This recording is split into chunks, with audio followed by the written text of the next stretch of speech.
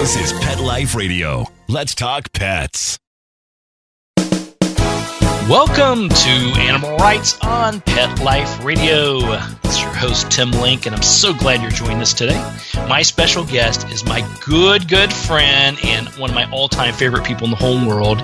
You know her as the New York Times bestselling author of the Mrs. Murphy Mystery Series. She's only sold, a little over 7.5 million copies of her books in print. Of course, we got to talk about my good friend Rita Mae Brown. Rita Mae Brown is going to be here with Sneaky Pie Brown, of course, as always, talking about the latest book, A Hiss Before Dying. So we got to pick her brain a little bit about what this latest mystery is. We won't tell you how it's solved, but we'll leave a little teaser in there and find out how it came about. And, of course, then talk to Rita Mae about her writing styles and what she's got going on. And you never know with Rita Mae Brown. She may just throw some tidbits in there about the world and getting us all straight again. So we're going to get excited about that. So everybody hang tight. We'll come back right after these commercial breaks. You're listening to Animal Rights on Pet Life Radio. Sit. Stay. We'll be right back after a short pause. Well, 4 to be exact. Tired of wasting money on giant bags, boxes, and jugs of litter that don't last? Switch to World's Best Cat Litter, the only litter that lets you use less and get more. World's Best Cat Litter uses the concentrated power of corn to deliver outstanding odor control and easy cleanup. It's lightweight, 99% dust-free, and pet, people, and planet friendly. It's even flushable. Make the switch to World's Best Cat Litter and save $2. Visit www.saveonworldsbest.com. Let's Talk Pets on PetLifeRadio.com. Welcome back to Animal Rights on Pet Life Radio. Joining me now is the New York Times bestselling author and my very good friend, Rita Mae Brown. Rita Mae, welcome back to the show. Thanks. It's fun to hear your voice again. Oh, it's great to hear from you, too. I'm always excited to talk to you about life and books and writing and all the great stuff going on. And we definitely got to hear a little bit more about this latest book with you and Sneaky Pie Brown, A Hiss Before Dying. Tell the audience a little bit about the book and what makes this one a little bit more unique. Well, it starts with the animals, the corgi and the 2 cats walking across a hayfield. They're going back home. An eagle, of which there are quite a few now. We've had a big comeback in Virginia and the Chesapeake area. Well, probably all up and down the East Coast, really. An eagle is flying low, and there's something hanging from its giant claw. Of course, it turns out to be a human eyeball. So that's how it starts. And the eagle flies off with this eyeball. And the animals, they don't know what it is. I mean, yes, they know what it is, but they have no idea how this happened, et cetera, and they can't tell the people. So they more or less forget about it. But, of course, this turns out to be your first clue that something is amiss. And I don't want to say what it is, except that it is an illegal business that is worth billions. And they have stumbled upon it. And, of course, it gets worse and worse as mysteries go. But the research just fascinates me. I have to find all these things out. I mean, I could really be a big-time criminal by now. You've got a handle on everybody. I think you should find enough damaging information that maybe you can hold it over some people's heads and see if you can change the world that way. Well, it'll be interesting to see if that's going to happen in Washington with these hearings. Oh, my God. I mean, what is the Chinese curse? May you live in interesting times? Yes, exactly. Yeah, exactly right. You never know what's going to happen. But, so far it's been pretty bulletproof. But that's a whole new ballgame on that one. It really is. But, we're talking about crimes. There's now a double storyline in these Sneaky Pies, and this is the 3rd time I've used it. I think I'm just going to keep using it as forever and ever because I'm having so much fun with it. We're in the 18th century, and of course there are crimes that occur then that pay off in the 21st. But what's happening, it's 1786, is it's the Articles of Confederation, and everything is falling apart. Every little state, well, they're not so little, but the states, they print their own money. North Carolina doesn't even have a printing press. They have to write it out. Every state has to have a militia, but they can't declare war. And there's no overall command. It is a total and complete mess. And states can tax one another when goods cross state lines. So everything is falling apart, and people are beginning to ask, why did we fight the revolution? Well, we fought the revolution to get rid of a king. But Congress was proving highly inept. Does this sound familiar? and of course, they don't know what's going to happen. But also, some of it takes place in a house of ill repute in Richmond, which, that was fun. But this one that I'm just starting now will get us to the Constitutional Convention. But it was a near miss. The fact that this country survived is a miracle. And then again, you look all throughout our history, and there really are these miracles. Yeah, looking back, you mentioned just a few things that were just sort of highlighted, just popped in my head. When you talk about history, you always hear that terminology of, we should learn from our history so we don't repeat it. But do you think people actually learn from the history so we don't repeat it? Or is it more of we repeat it and then realize, I guess I should look to see if we've done that did it that bad way in the past? I think everybody believes the world started when they came into it. So it is difficult to learn from history, but our founding fathers did. And there are periods in human life when people do learn and they study a lot. The ancient Romans did, the Greeks did. And then you get to the beginnings of the Enlightenment where we discovered the Greek again and learned all over. But where we are now is, strangely, we are not learning a darn thing from one another, but we're beginning to learn from animals. Look at all the books that are out now about animals, like The Genius of Birds, Ackerman's book. And then there's another one that just got reviewed in the Wall Street Journal this weekend. And forgive me, I don't know the title. And then there's a book about, again, this all gets back to animals and geography and stuff like that. But there's a book by Andrea Wolf called The Invention of Nature. And I look at this stuff and I think, well, maybe we are waking up. And if we could just do it across the board. But maybe that's too much to ask for. But there is now no doubt, I think in most people's minds, that animals are sentient creatures. They have logic, and they also have senses far superior to our own. Yeah, absolutely. And, and it's very interesting you say that, because I fully believe, we're starting to learn these things, and we're starting to learn that our animals not only mean so much more to us, but we have so much more to learn from them. And, and for the work that I do every single day, it's a learning experience. Every time I think I've got a decent handle on it, some new twist happens, or the animals, share something different with me that I never had thought of before or ever encountered before. But you seem to have, in my opinion at least, you have this side of the world, the consciousness, people that are on that path for that shift and are realizing these things and learning from everything, including our animals. And then now all of a sudden it seems like we've taken a step back, and there's this whole other side or other section that refuses to learn from the past and wants to go back to some sort of mysterious days of old when things were supposedly so much better. That is upsetting. They reinvent history however they want it to turn out, and it's not that easy. Well, all of the upset now about 1861 to 1865 and the statues. There are people that don't have enough to eat. Mm-hmm. There are elderly people in our cities that can't pay their heating bills. And some of them have pets. It's the only love and happiness they have. And they will feed their pets before they feed themselves. It seems to me that solving the sorrows of the living are a lot more important than the dead. Yeah, absolutely. And to put focus on things that, really, if you step back, you have to think, is it really that important? It's almost silly to a degree. I think that it was almost, my viewpoint on it is, if you have $10 in your pocket and that $10 has to last you for this week, what are you going to do with that $10? How are you going to spend that $10? How are you going to, make the biggest impact? Are you going to buy food for yourself? Are you going to take care of your animals, or both? Are you going to give some to someone else who doesn't have the $10?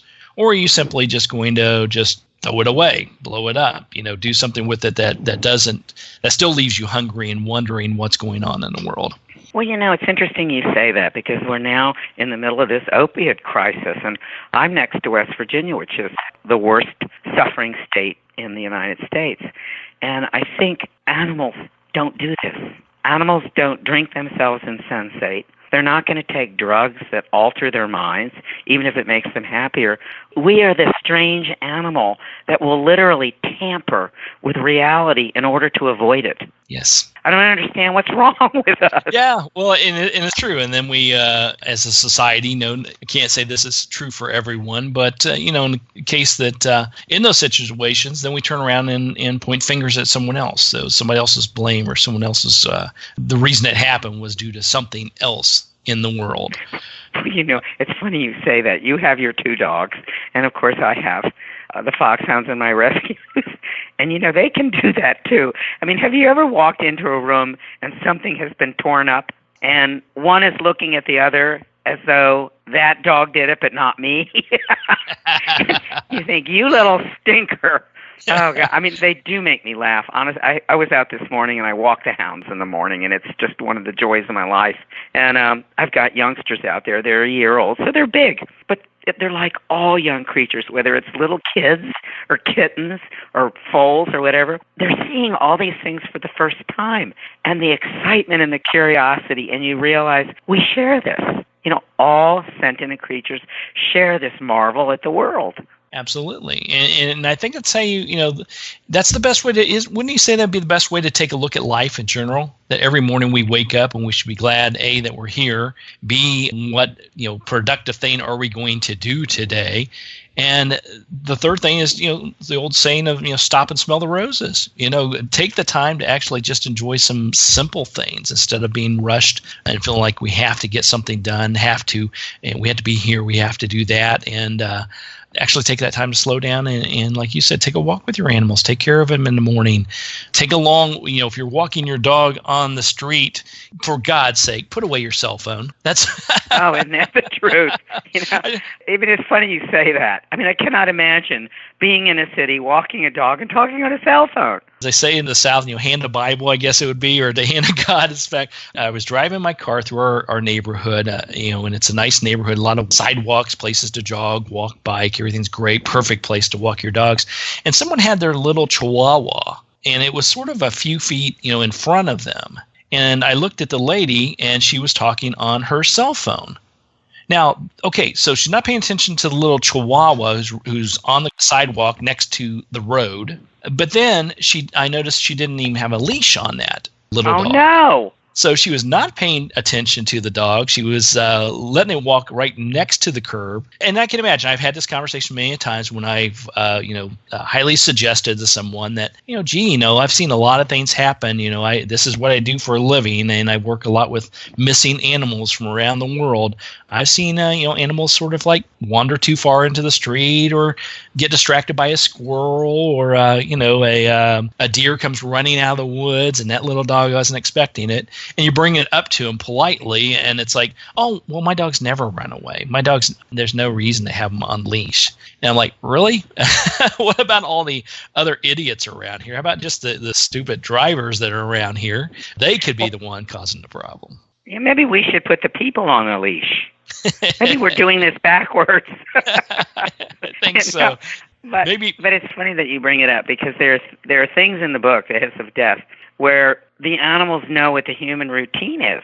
So when the routine is messed up or something isn't quite right, they know right away. And this one thing, that starts with the eagle, they get curious and they decide, well, what is going on top of the mountain? So they go up and try to find the wildlife and, is there anything going? Are there people trespassing up there? And of course there are. That's another clue that hits you.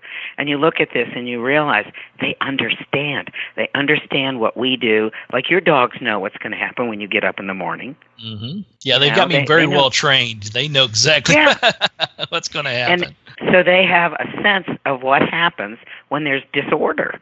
And that just fascinates me. Yeah, and it is. We say that our animals love their routines, and they absolutely do. We, in turn, as humans, we love our routines, though we like to say we're spontaneous and, go in with the flow. But no, we have a certain way we wake up every morning, and, the coffee's got to be ready at a certain time. And if any of that goes awry, then we're in trouble for the day. Well, I have 2 horses here that are very naughty, and they jump out of everything. It doesn't matter how big the fence is, they're going over it. So basically, you just give in. Well, the weekends I take care of them, and they got into the barn. They know how to open everything. So it was a disaster. And I walked in there and I thought, you know what? You're like two bad kids. And the horses that Harry owns, the one character in the book, they're actually they're a little nicer than mine. Like if she opens the doors, they'll really go into their stall, not somebody else's, grab food and run away. Mm-hmm. But that is also funny to me, the idea of theft. I mean, when horses do this and when dogs do this, when they take another dog's bone, are they thieving or do they just want it? I mean, do they have a concept of theft? And I'm starting to wonder about this. I think it all depends on who you're talking to. You know, I think that's the key.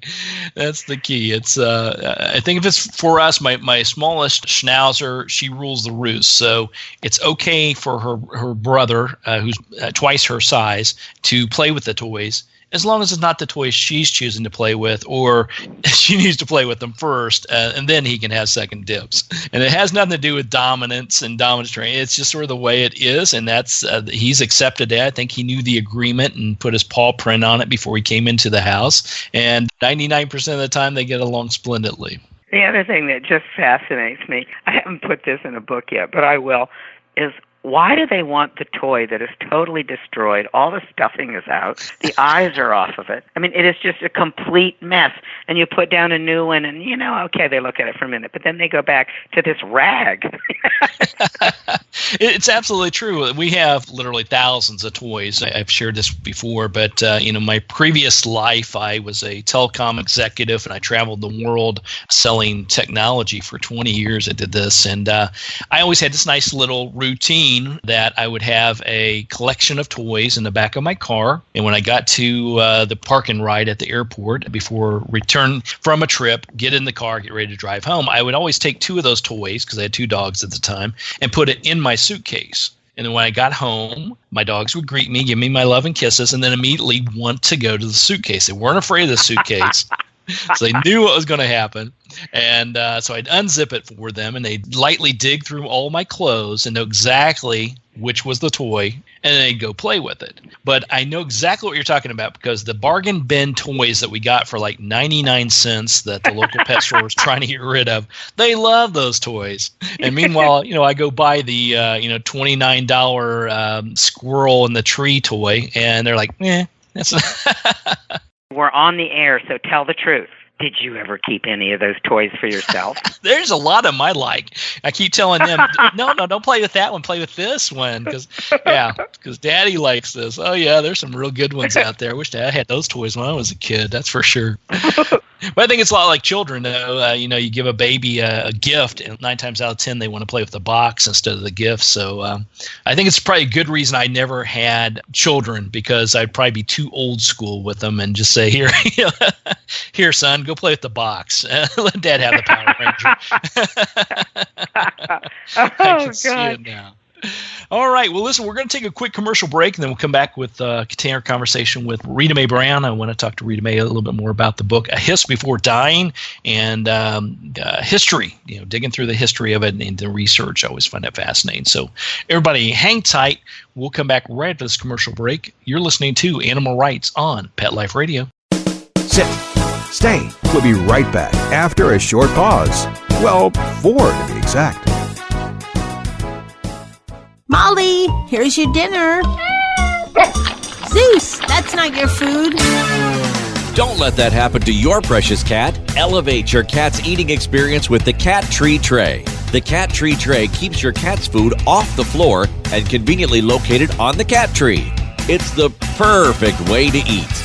It's a beautiful wrought iron tray that easily attaches to your cat tree and keeps dogs and other critters out of your cat's dish. A must for multi-pet households. There's a 6-inch tray for large bowls and a 4-inch tray for smaller bowls. Purchase your Cat Tree Tray today. Go right now to cattreetray.com. That's cattreetray.com. CATTREETRAY.com. Ooh, get the stinky dog away from me. Bad breath and bad gas. Petey stopped eating. All his hair fell out. Itching, licking, missing fur. At least $5,000 in vet bills. Creams, antibiotics, sprays. No results. Everything we tried failed except the Dinovite. DINOVITE.com. If you want the dog to be healthy, you got to feed it something healthy. The omega-3 fatty acids. Flaxseed, zinc, alfalfa. The digestive enzymes that are cooked out of regular dog food. Dinovite is nutrition. The shedding is stopped and the itching is stopped. Her coat is now soft, it's silky, it's healthy and shiny and glossy. She's got life, she's got energy. Tons of energy, no more bad smell. Dinovite's the bomb. Dinovite is the best thing that's ever happened to my dogs, besides me, of course. 859-428-1000. 859-428-1000. Dinovite for life. DINOVITE.com. Let's talk pets. Let's talk pets On Pet Life Radio. Pet Life Radio. PetLifeRadio.com. Welcome back to Animal Rights on Pet Life Radio. Continue our discussion with my good friend and New York Times bestselling author Rita Mae Brown, talking about the latest book, A Hiss Before Dying. Now, Rita Mae, in the book itself, I know that you do a lot of research on this. I would like to know a little bit more about the whole process of how do you come up with the latest idea for the murder mystery, and then how do you determine what research needs to be done, and when you're to a point where I think I've got a good handle on it, I'm ready to write this book, or let Sneaky Pie write this book. My mother said when I was a kid, ideas are like bats. They fly in and out of your head. And I could not tell you how I get the idea to do anything, but once I get it, I try to go to original documents. In other words, I don't use a computer or that. If I can get to the original document, I will. If not, then I'll try to get to a facsimile. Fortunately, I'm by the University of Virginia, which is the Federal Deposits Library. It's got everything in there. And I'm not that far from the Library of Congress if I need to get up to Washington. But what I have had to really work hard on is this 18th century stuff. I'm pretty good with history, and I was always good with it. And I'm well trained. But what I have to keep doing, Tim, is putting myself back in that time and not judging them or writing them as though they know what we know. So here you have Virginia, and slavery is normal. That's all anybody knows. Whether they're enslaved or whether they're free, that's life. Now, if you're a slave, you probably would rather not be. But again, it is life. It is life that women are secondary to men. And there are some men who don't think women are capable of logic. Now, that's not everybody, but all of these things that we now will fight for and say, well, this is wrong, well, they didn't feel that way. They loved their animals, but there were most people who felt like Genesis, you have the power to name them and they're less than you are. Of course, many people feel that way today. And so they don't have any problem, certain people mistreating them, others treat them well. And a very few, and we have a few of them in this book, listen and watch and are capable to some point, as we all are, of learning from animals if you choose to do so. But that has been, in some ways, the greatest test, is setting aside the 21st century and 21st century morality and returning to the 18th. And do you think that is, going back to those days, do you think it's a matter of the slaves, for instance, they would like something better, but that's just the way life is? Or was it because they didn't know there was even something better or how to go about achieving that? Well, it's funny you bring this up because in Virginia there were 12,000 freed blacks. They were freemen. They'd never been slaves. And then there were, I guess we had about 200, but did we have 150 or 200,000 slaves? We had a lot. We were ultimately surpassed by the Delta states, the Deep South. But we had 1/5 of the population of the original 13 colonies, and we produced 1/3 of the commerce. Virginia was extremely powerful. There's a reason 10 presidents came from Virginia. But what I have found as I've been doing my research and reading the slave chronicles and this and that, is people are competitive. It doesn't matter where they are, Tim. And those that were enslaved were competitive with one another sometimes. And if you could rise to a good position and get into the house, life was better than if you couldn't. Yeah. And people that were highly skilled could be loaned out. They'd meet other people. And little by little, there wasn't an underground railroad yet, but there were people who ran away. If people had a bad master or an ugly mistress, and there's an ugly mistress in this book, they'll run away. and maybe they get caught, maybe they don't. And we don't have the Dred Scott case yet, so things are still pretty murky. And Vermont is just in the process of outlawing slavery. Vermont had something like, no kidding, 6 slaves. That was it in the whole state. Wow. So, reading this, it's completely fascinating. And it's like anything else. There are people that are brilliant, there are people that are average, and there are people that don't have a lot upstairs. And water seeks its own level. And the white people that don't have a lot upstairs wind up doing not just menial labor, but the jobs that may have some, I should say, authority to them, like being a cop, although there weren't cops. And you keep looking at this and you're thinking, do you know what? Nothing changes. Human animals, we're pack animals, just like a pack of dogs, and we will continually organize ourselves in vertical hierarchies. And nobody wants to be on the bottom. I read these things and I am utterly and completely fascinated with everybody. Again, I try not to judge, and I know that we haven't gotten to the Continental Congress yet, but they gave us 20 years. We were supposed to come back to slavery in 1808.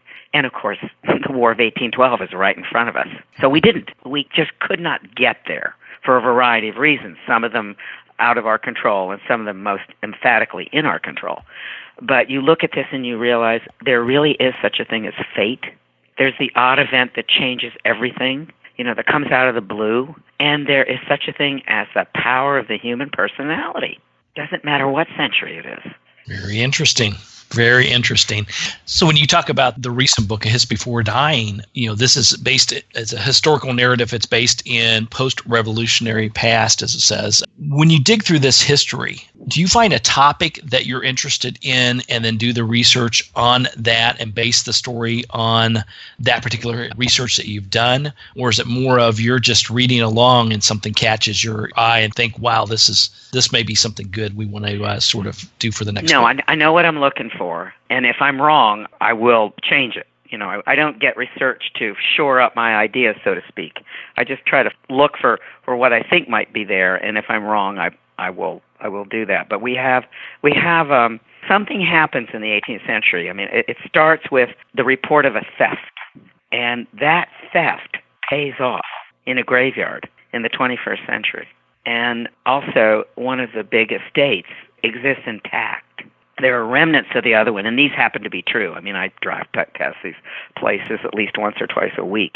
And, of course, that gives me a really rich texture to draw from. And Harry, our main character in the 21st century, she knows a little bit about history. I mean, she's not really wrapped up in it. She's more interested in farming and how they farmed then and this kind of stuff. But she keeps stumbling onto stuff. And particularly when a grave site at St. Lutheran Church is desecrated. Why? These people have been dead since, 1783? Mm-hmm. So what's going on here? Well, ultimately, of course, it pays off. And, the last chapter, exactly what's going on here. What's going on here from 1786, when the 18th century time, and 2017 or 16, I forget what year it is. And I love that, because I think we all live in that. We just don't know it. We're in a web of time. That's a really interesting way of putting that. And I always find it fascinating, the fact that there is – I've always been interested in history as well. I was always good at it. I don't know if it was because I was interested in it that in school I was good at it, or the fact that it was one of the only few subjects I was really good at that I became interested in. I don't know which came first, chicken and egg. But I was always fascinated by the history of it. And I think the thing that fascinates me most today, or I should say fascinates me, but I just shake my head trying to realize about history, is the fact that, we all know how important history is, but I think there are so many people that really don't know the whole story, whether we're talking about slavery or, revolutionary times, whatever it may be. They just know a glance of it, and or they heard it from someone else and they take that for fact, instead of actually going back and doing the research to see, what is this all about? And like you said, did I get it right? Am I on the right track here, or is there something totally different?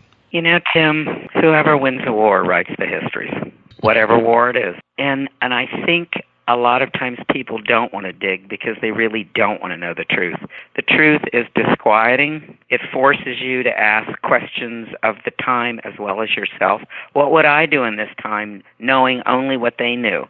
Do I really think I'm better than the people who came before me? I mean, that's what gets me, is the utter arrogance of thinking you're better than they were. No, you're not. You just live in a different time, and you know how things are going to turn out. But you don't know how what's going to turn out now. None of us do. Mm-hmm. And, there are some people that are very passionate about politics on either side. They will probably be proven wrong. In 100 years, people will look back on both sides of these fights and think, geez, they were idiots. Well, we weren't. We were working with what we knew and also our personalities. I swear to God, Tim, there are people that are born to be injustice collectors. That's what they want to do. And then there are people like Mary Barra who will take on responsibility and revitalize a huge corporate culture that was shooting itself in the foot. General Motors. And you look at this and you realize this never changes.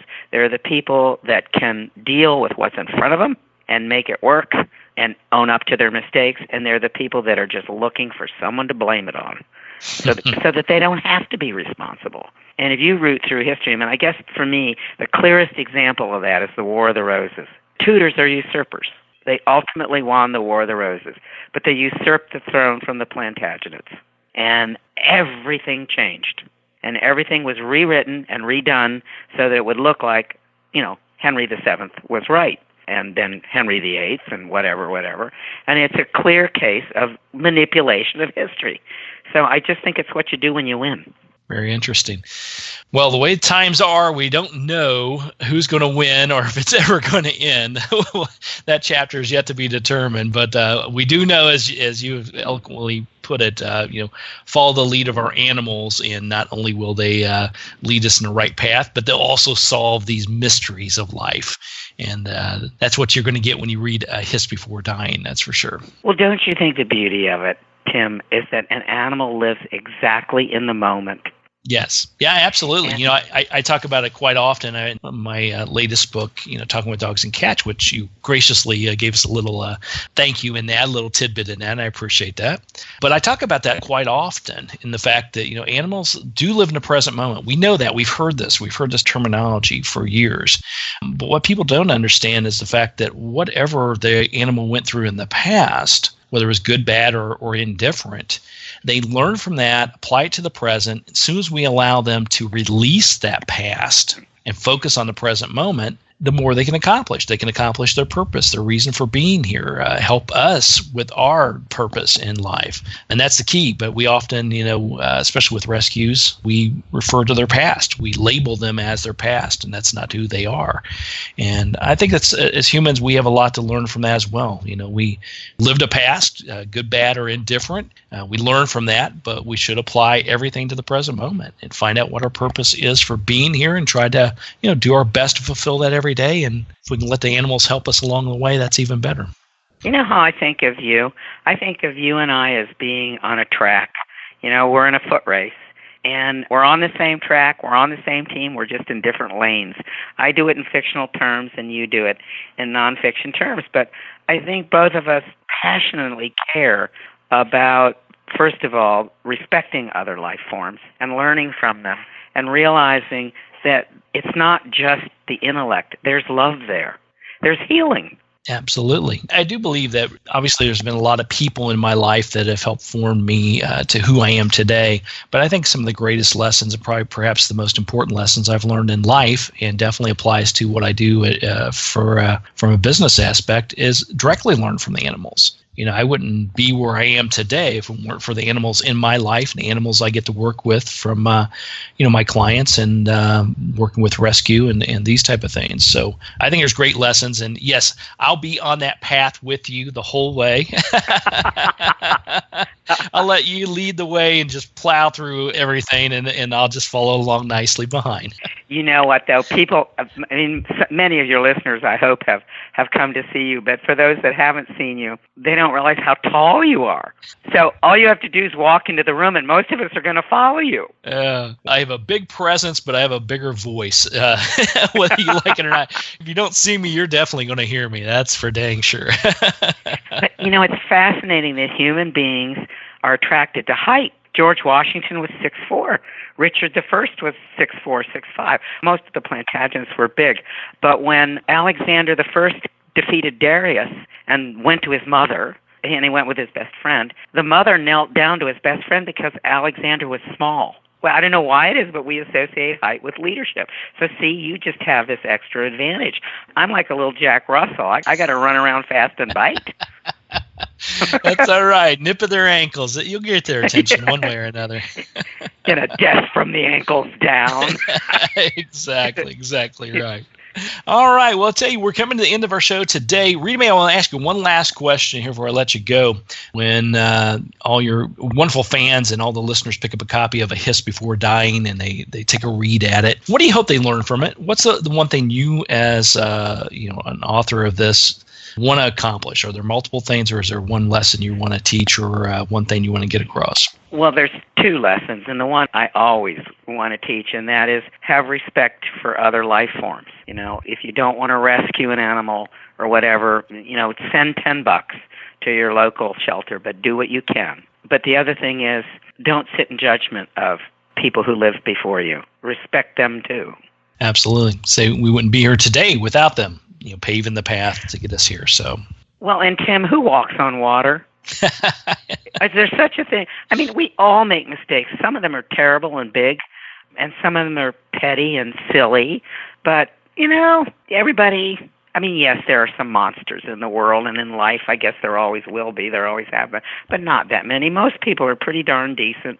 They're doing the best they can. Absolutely. So honor that, and if you can help them out along the way, that's what you should do. And that's, I think it's a good lesson. So everybody pick up a copy of A Hiss Before Dying, another fantastic book by Rita Mae Brown and Sneaky Pie Brown. We got to give Sneaky Pie some creds here for sure. But Rita Mae, always wonderful talking to you.